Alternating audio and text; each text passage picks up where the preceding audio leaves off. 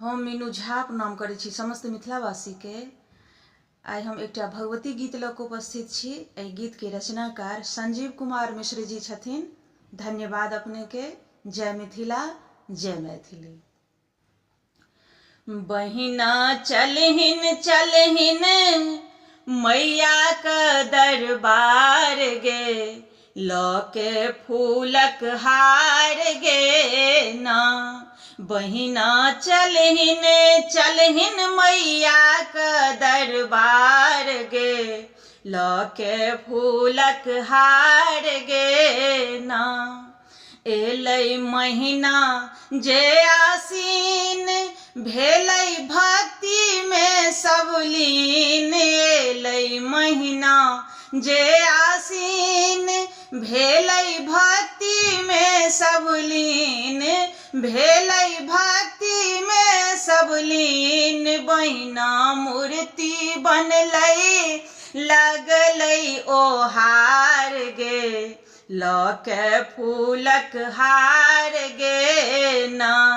बहिना चलहिन चलहिन मैया का दरबार गे, लऽ के फूलक हार गे ना।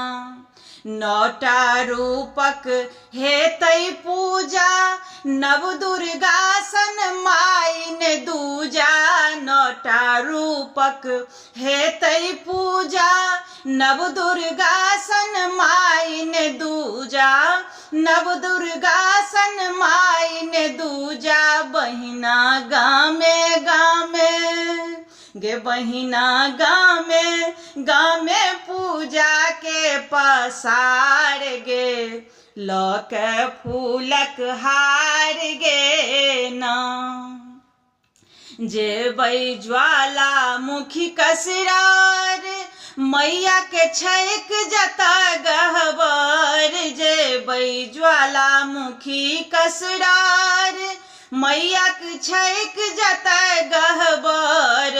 बहिना कर जोड़ी का देखब गे श्रृंगार गे, लऽ के फूलक हार गे ना। बहिना चलहिन चलहिन मैया के दरबार गे, लऽ के फूलक हार गे ना। हेतौ दुख दरिद्रता पार, जयबै जखनहि माय दरबार। हेतौ दुख दरिद्रता पार, जेबै जखनहि माय दरबार। बहिना भरल रहतौ गे, बहिना भरल रहतौ अन्न धन के भंडार गे, लऽ के फूलक हार गे ना। बहिना चलहिन चलहिन मैया का दरबार गे, लऽ के फूलक हार गे ना।